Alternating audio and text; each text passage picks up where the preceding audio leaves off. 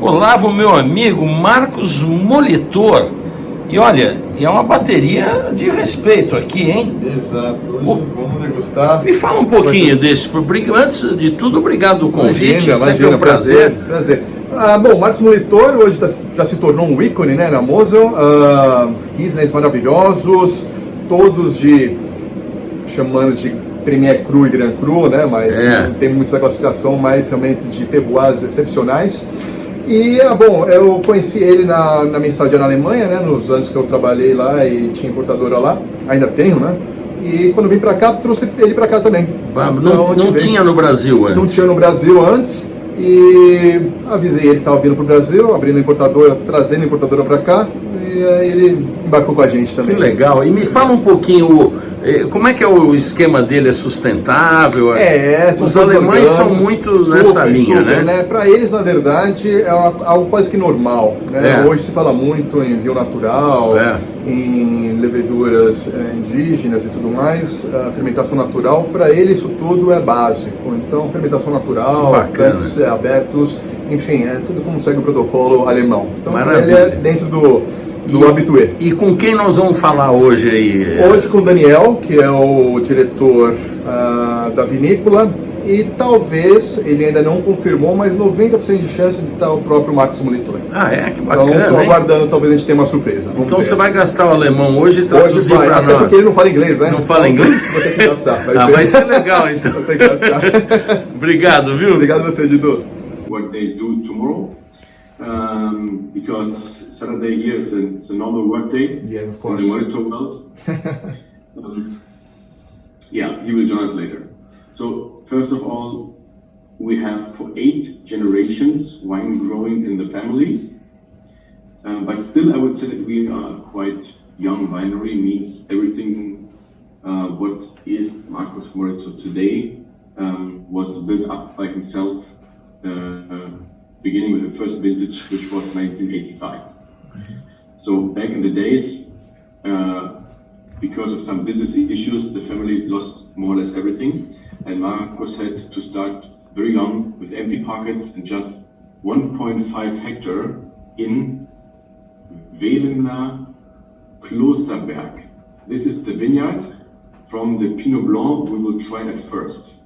And in fact, this vineyard is located directly behind our winery. So in front, we are in front of that mountain, let's say. And in general, to make the switch to the Pinot Blanc, next to Riesling, Pinot Blanc is the variety with the biggest history for white grapes in the region. And this particular plot was planted in 1997. That was our first Pinot Blanc plot, 1.5 hectare. And the wine we will try right now, maybe you can start. Yes, already started. We describe or we show the quality with an internal rating system. Let's say the Molitor classification. And under this classification, 3-star is the top quality. Means it's coming from the oldest plot, from the vine crystal, which was low in yield. It is super strict selected, and in the end it is a barrel selection. So 3-star is not just the best wine of the vintage. 3-star is kind of a standard, and if this standard, the quality is not there, we're not producing it. To be honest, with Pinot Blanc and Pinot Noir, 3-star is happening every year, because these varieties are picked in the beginning of the harvest and we usually never have any issues. So this particular wine, of course, like all our wines, is picked by hand. We crush the grapes, we do skin maceration. afterwards is pressed by a basket press, very old-fashioned, like 100 years ago. Then it is fermented in Burgundy barriques, 10 to 14 months yeast contact. And this wine was bottled in spring 2019. So what makes Mosel Pinot Blanc special, or let's say what is our goal? If we would try the entry level of Pinot Blanc, which is just a quarter the price, the alcohol would be the same. So this, the 3-star, the so-called Grand Cru, the top one, is not bigger or sweeter or richer or more opulent. It is more finesse and more layers. And here we have a wine which is, in my opinion, quite powerful, but still with a quite low alcohol of 12.5 degree. In general, 2017 was a colder vintage, a hot summer, but a colder harvest. We have a very nice and crisp acidity, and in general, 17 is a vintage which with a brilliant aging potential. Can you understand me well? Yes, very well. Very. Only pay attention. We know that the German wine law is complex. Just to explain once more, what you can read on the label, Wählen is the village. With all the wines you will try, beside the tradition, the first word is the village. Wählen is like Meursault. The second word is the cru, like area. Perfect. Yes, of course, German for us is a very difficult language. But if you take attention in the wines, I saw many similarities between German and Burgundy. Then, of course, when you know about Burgundy, I think it's make it easy to understand, of course, the German wines and, of course. Yeah, but in general, you know, if people in Europe start drinking wine, one of the first regions you get used to handle is Bordeaux, because you can understand Bordeaux more or less in one weekend. Yes. You know how this region works. Burgundy, you can study for your life. Yes. And only one Premier Cru. If you study your life, entire life is little to understand everything. It's crazy. And in what makes the Mosel so complex, we also have a lot of single vineyards. So just Markus Molitor has 25 different. And in Burgundy, at least all the wines have the same style in terms of residual sugar, because they are always dry. Here in Mosel we make 3 styles, dry, off-dry, and the sweet ones, so that makes it even worse to understand. Yes, that's true. Yeah, right. So we started in '85 with these 1.5 hectare, and in the 1980s was a very challenging time in the German wine history. It was, let's say, we was really most of the producers was financial wise struggling. Many of the younger ones, the next generation people, they just don't saw the potential for the future, and the region started to get smaller and smaller in terms of numbers of producers. So over the years, the size of the wineries was getting bigger and bigger. And today, Markus Molitor is the biggest private premium winery in the region, because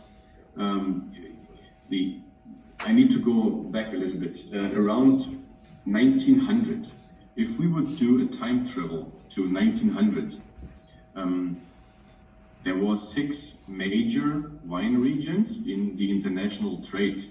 Means Burgundy, Bordeaux, Champagne, Port, Mosel, and Rheingau. These 6 was the major wine regions of Europe. Of course, there's a huge history in Italy and in Spain and in other countries, but these countries, the wines was usually only available in the domestic market and not in international trade. So, means on the wine lists of the biggest, best hotels in New York City in the 1920s, there was no Spanish and no Italian wine. It was very rare. So most of the international trade was covered by these 6 regions. And we have many old wine lists. Like I have one from 1906 from Hotel Adlon, which is in Berlin, next to the Brandenburg Gate. Back in the days, one of the best hotels in Germany. And there you can find Yquem, Latour, Margaux, Haut-Briand, and all the top Bordeaux. The price range was between 4 and 12 gold mark per bottle. On the same wine list, an Schatzhofberger Auslese from Egon Müller was 30. So around 1900, the size of the wineries here in Mosel was not counted in hectares, it was counted in stocks, how many stocks you had. So with a size of 1.5 hectare, he was a rich person. In every village was between 50 and 100 different producers. So it was a completely different story till today. And the quick way to describe what happened is the First World War, the Second World War, which destroyed the entire trade system in Germany, because the wine business, the wine trade was mostly in Jewish hands. It was Jewish structures who organized all the wine trade. And everything disappeared. People started to try to work more time efficient, started to plant vines in flat and gentle parts of the region. And step by step over the years, we lost the reputation. But what was Markus' motivation to start in the 1980s? You know, his father told him the story. In these spectacular vineyards, like you can see behind me, the stocks, the vines are still the same. There is the same potential like 80 years ago. So let's focus on quality and make the style of the let's say of the good old days. And another advantage of this challenging time was that vineyards was available. You know, in 1900, Mosel was like Burgundy today. It was impossible to buy something. The quickest way to increase the size of your winery was to marry the right lady or guy. So, long story short, we collected in that part of the Mosel Valley where we are located, which is the heart of the Mosel Valley, between Kinheim and Braunenberg, 2 villages. We collected every Grand Cru which is there, and today there is no other producer in Germany with so many GG vineyards. Yeah, right. Which is vintage 2017. So. No, safra 18. 18. 18. Okay. Yes. Right. I prefer to tell the whole story, the true story. Usually, not usually maybe, but sometimes salespeople prefer to tell the romantic story. And in fact, it doesn't sound sexy, but the truth, 18 was the biggest harvest in the region since 1982. Which, if you hear that it was the yields was so high, or it was a lot of volume, most of the time people believe, okay, in this case the quality can't be good, but this is not the case. Because, as you may know, every year things can happen in the vineyards which are reducing the yields. Let's say frost or hail or other issues. And in 2018, just nothing happened. It was just a full harvest without any problems. And if you had a look at the grapes, every bucket was a beautiful picture. So we had an incredible quality, and 18 was an unbelievable consumer-friendly vintage. Sometimes let's say the Riesling hard user, for them it is a little bit boring because they prefer vintages with a higher concentration and a higher amount of acidity. But in general, 18 is rounded, charming. It was charming from the very beginning on. So it's not a year where you need to wait such a long time, but the aging potential is still there. Of course, this is the entry-level wine. But still, after 4 years, it's still a young wine, right? Yes. So what we're trying right now is picked in the beginning of the harvest, cabinet. Perfect. And Sensacional. these steps of picking, you know, what happened with Cabernet Sauvignon, Chardonnay, Pinot Noir, according to the philosophy of the grower, you pick the variety when it is perfect ripe, in your opinion, right? Right. Means the harvest in Burgundy, for instance, is usually just 1 week.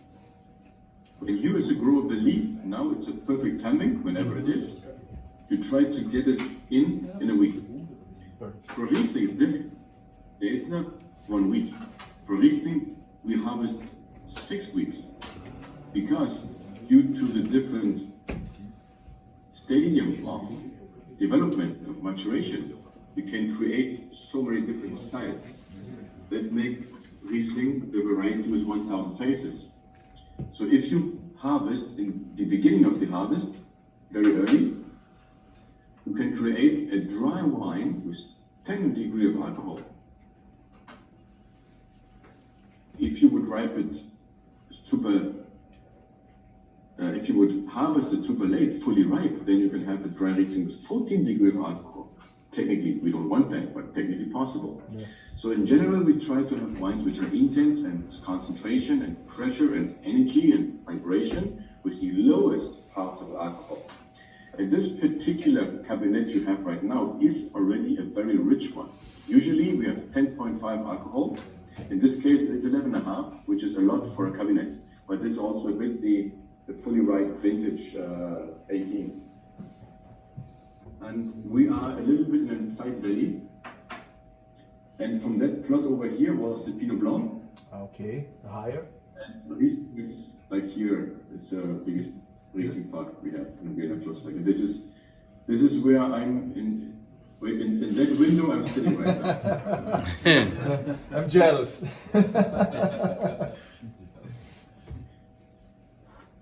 Over the camera right now.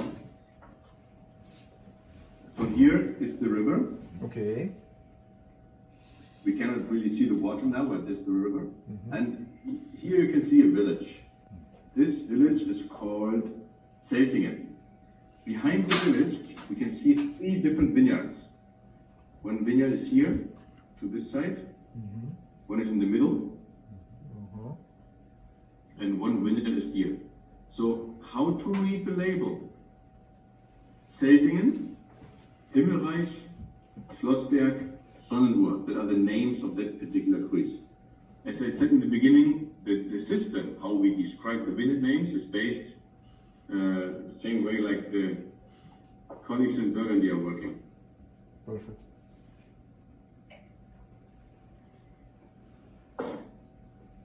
And most of the vineyards we have are dramatically steep and beautiful like that one. Yeah, beautiful. and full of muscles, and the 17 is more ballet, lean but very precise, very light, very pure. In my opinion, it has a bit more complexity because of one reason is that the yields in 17 was very low. For me, it's more intense. Even the alcohol is way lower. We talk about 11.5 degree. Yes. This is why we believe in cold climate winemaking. Where in the world you can find a wine that intense, that complex, with so many layers, with just 11.5 alcohol and dried. The pure impression of the variety, you need to make it spontaneous. And the second thing is that we want to have a wine full of complexity and richness with the lowest possible alcohol. And therefore, the fermentation is very important. It means if you add selected yeast, usually the fermentation is done in 1, 2, and maximum 3 days, very quickly. With the spontaneous fermentation, not always, but it can happen that the wines are fermenting for weeks, even months. And the outcome is a wine with up to 1 degree less of alcohol. Olha que interessante. With spontaneous fermentation, the result is a bit of lower alcohol. Interesting. Interessante. I didn't Não know that. sabia, não. Também não. Thank you. So I want to explain. Olha lá. Three, Ó, three gente. star. Doutor. Ó, doutor. So we are working in that vineyard, Erdner Treppchen. The first vintage was 2001. 2001. So the first time that we announced a wine, an Auslese with 3 stars, was in 2005. Well, after 2005, the next one was 11. Só um segundo. Then 2015. No 16, no 17. Then it was 18 and 19. So as you can see, Esse é 20? you know, if you visit 11, Wine esse aqui? Chardon, people will tell you Dom Pérignon is always producing great vintages. Yes, it's the same. I never had a bad one, Yeah. always great. But if you ask which are the vintages where it was not produced, there are not so many left. But here, with Molitor, Auslese 3-star, white capsule, it's something rare. You buy a standard, and if the standard is not there, you don't call it a 3-star. Yeah. Congratulations. Thank you, Daniel. Congratulations. Hello. Markus, grüßen Sie. Hallo. Das ist ein Vergnügen, Sie zu haben mit uns. Sehr, sehr schön. Dankeschön, Yeah. dass Sie Zeit zu haben, um uns vereinsamen und unglaubliche Weine zu probieren. Dankeschön. Ja, freut mich sehr. Ich freue mich auch sehr, sehr. Dankeschön. Und so, jetzt probieren wir eine sehr, sehr, sehr besondere Wein. Sehr, sehr schön. Alle sind hier ein bisschen verrückt mit dieser Wein. Alles reden, alle sind sehr aufgeregt. Das ist Wahnsinn. Dankeschön. Primeira vez que eu entendo alemão. Prost, Prost. Vamos falar Prost. Prost! Gentlemen, now would be the opportunity to ask a question if you want. Yes, of course. If you have something. Questions to direct to Markus Molitor. Dido. My question? Yes. Markus, congratulations. And I want to know what you are dreaming to do that you will not do anymore at time. Was träumen Sie zu machen, das Sie noch nicht gemacht haben? Was ist dein Ziel im Moment? So, wir denken hier, wir denken hier, Sie haben schon die Top erreicht. Dann, was ist der nächste Schritt? Ja, sagen wir, der nächste Schritt ist, dass wir arbeiten immer weiter an der Qualität. Jeder Jahrgang ist eine neue Herausforderung. Ja. Und ich sage immer, wir ändern nicht unsere Philosophie, nicht unsere Strategie, aber wir passen uns jedem Jahrgang an. Und wir schrauben wie in einem Schweizer Uhrwerk immer an den kleinsten Schrauben, um das Optimum der Natur abzugewinnen. Super. Ele falou que seguir o próximo passo dele, o que ele almeja sempre é seguir a filosofia dele, buscar a excelência nos vinhos dele, e sempre respeitando a natureza, seguindo a natureza para extrair sempre o melhor dela. Então ele não almeja mais nada de terroir nem nada, e sim sempre manter a qualidade. Como a gente bem sabe, chegar no topo às vezes não é tão difícil, o problema é se manter lá, né? Pergunta para ele, no momento em que a Demeter alemã admite por pressão comercial que os produtores usem leveduras selecionadas, ele que não faz isso e que segue estritamente a fermentação espontânea e tal, pergunta a ele se o mercado reconhece a atitude que ele tem. Mhm. O mercado alemão ou o mercado... O mercado, de um modo geral. Die Frage ist, eine technische Frage eigentlich. Die Rechte, die Prädikate, Rechte sagt die und hat erkennt, die deutsche Winzer benutzt Hefe, aber nicht originale Hefe, aber sie kaufen Hefe, um die Weine zu bauen, zu machen. Genau. Und was denken Sie darüber und was sagen die deutsche Markt oder der Weltmarkt über seine Philosophie? Und nur originale Hefe zu benutzen, um die Philosophie von der Erde und der Terroir zu haben. Das ist ein Konflikt. Ja, ich sag mal, vor 50, 60 Jahren gab es nur die natürliche Hefe. Ja? Mhm. Und dann hat man später Reinzuchthäfen, also industrielle Hefen gezüchtet. Mhm. Und da gibt es heute 100 verschiedene Sorten für verschiedene Weintypen, für verschiedene Rebsorten. Aber bei allen Reinzuchthäfen bekommt man eine Uniformierung in die Weine. Mhm. Ja, genau. Und wir arbeiten hier ganz stark an dem Terroir, an der einzelnen Lage. Und diese Unterschiede kann man halt nur wirklich in den Wein hineinbringen, indem man mit natureigenen Spontanhefen arbeitet. Genau. Ja.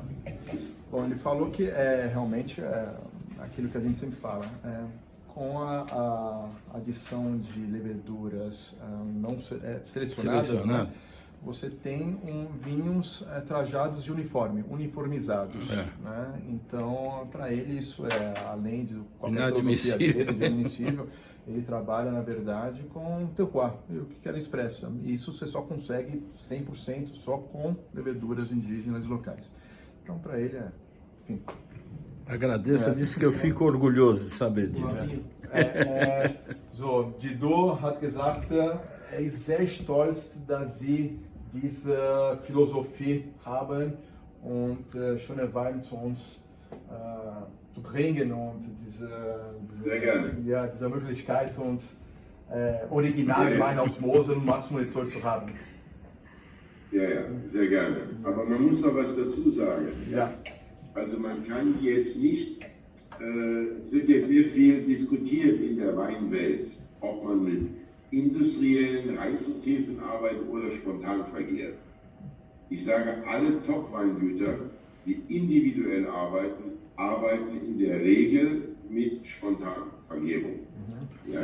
Aber da gibt es Voraussetzungen für. Man muss halt dafür perfekte Trauben haben.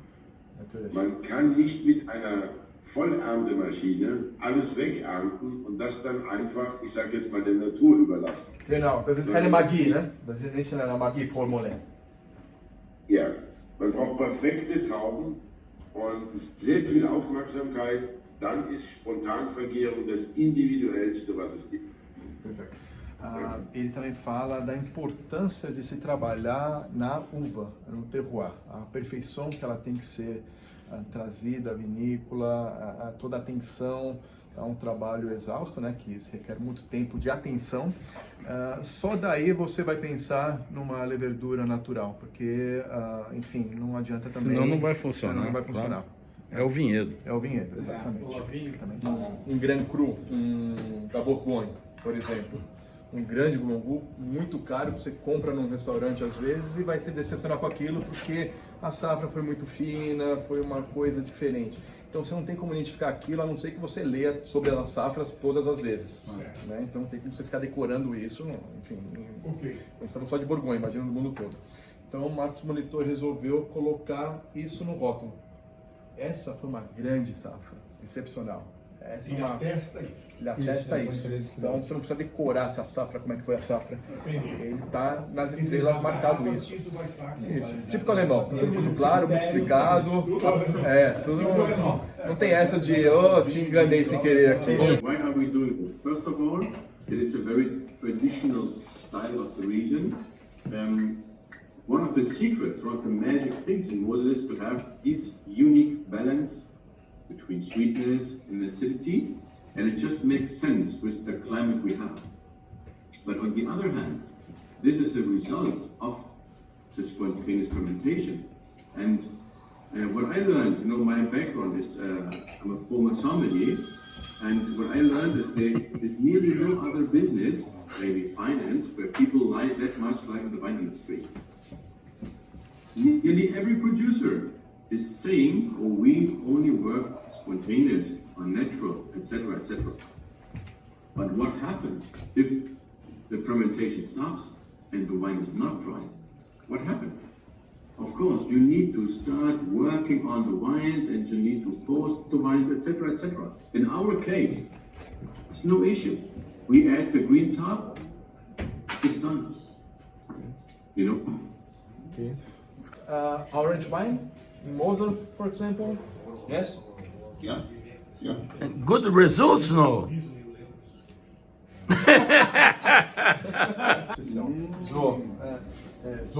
Daniel. Now we have Russia, 2003. Yes, beautiful. Yeah. So this is, in my opinion, one of my all-time classics for a barbecue. Try to imagine you have honey sparrows, crispy pork belly, or fried potatoes. It doesn't have to be fine food or haute cuisine. Rich, savory, salty food, smoky flavors with this kind of wine is beautiful. Yes. Yeah, we will serve here pork belly today for this wine. Yes. So what we do in Germany, we eat a lot of sausages, cheese. In general, our kitchen is quite salty, and with this wine, and you have so many options to create great pairings.